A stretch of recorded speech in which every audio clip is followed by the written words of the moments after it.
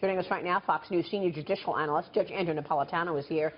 Judge, good to see you. Oh, good morning. So these are issues that the president touted on the campaign trail. Right. How big of a win would this be in terms of passing these bills for this administration? Well, it would be very significant and a profound change from prior administrations. Right now, I'll give you an example. If the city of Chicago or the city of San Francisco gets $100 million to reinforce the school system, and the president says, I don't want to give you that $100 million because you're shielding illegal aliens, there's nothing the president can do about it. But the new legislation would have strings attached. You want the $100 million, I'm just using the numbers as a hypothetical, you accept the strings that you can't shield illegal aliens. This would be the first time. The government always attaches strings to the delivery of cash. This is the first time this string, you may not shield illegal aliens for any purpose, is being attached. The other legislation immunizes people who report illegal aliens from a liability for that reporting. So the alien can't sue you if something goes wrong and someone is hurt as a result of what you reported. So do you think this will stop or lessen sanctuary cities? You know, most major cities cannot operate in the black without substantial amounts of cash from the federal government. And though they might not like these strings, they almost always bow to them. And the use of strings, conditions imposed upon the delivery of cash, is a subtle way for Congress to force states and cities to bend to Congress's will in areas where it can't legislate directly. Example, Congress in the Reagan administration wanted to lower the speed limit from 65 to 55. So it said to all the states, we'll repave all the federal highways in your state if you lower the speed limit. South Dakota said, you know what, we want the cash, but we're not lowering the speed limit. And so went all the way to the Supreme Court. Famous case called South Dakota versus Dole. Dole was Elizabeth Dole, Ronald Reagan's Secretary of Transportation. Supreme Court said, you want the cash, you accept the strings. You want the higher speed limit, don't take the cash. So Congress can impose those strings if it wants. Would that case be precedent in this if the states, if the municipalities sue over this law? Yes, that case has been uniformly upheld, and it has been used by Congress, or at least kept in mind by Congress, when it imposes these strings. Judge, just a quick question. The House is voting. Does this then need to go to the Senate? Yes. And does it need to get 60 votes? Yes. Yes to both questions. And would it get 60 votes? I don't know. It depends on whether, I'll use a Jim Comey phrase, whether this is a hill worth dying on to Chuck Schumer, whether he wants to really go out all out against this.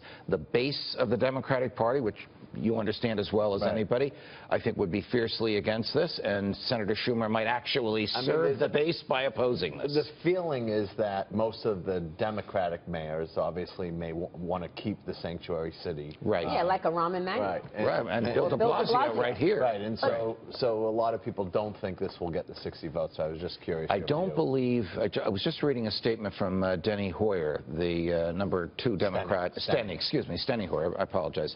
The number 2 Democrat in the House. They are not going to oppose this vigorously, which may mean they're going to leave the heavy lifting to Chuck Schumer. What about the travel ban? Let's talk about that, because portions of the travel ban are expected to take effect tomorrow morning until the Supreme Court can decide on the legality of the entire measure.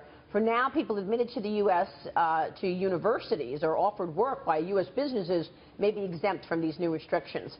3 justices, Clarence Thomas, Samuel Alito, and Neil Gorsuch, said that they would allow the ban in its entirety, Judge. The last time this ban was enacted, it's implemented, obviously, implementation caused massive chaos. I think that what the court did in order to get a consensus of 9 justices, so you have Ruth Bader Ginsburg agreeing with Clarence Thomas on a matter of public policy, only came about through a compromise crafted by the fine hand of the Chief Justice, who's a master at crafting compromises, but with this exemption.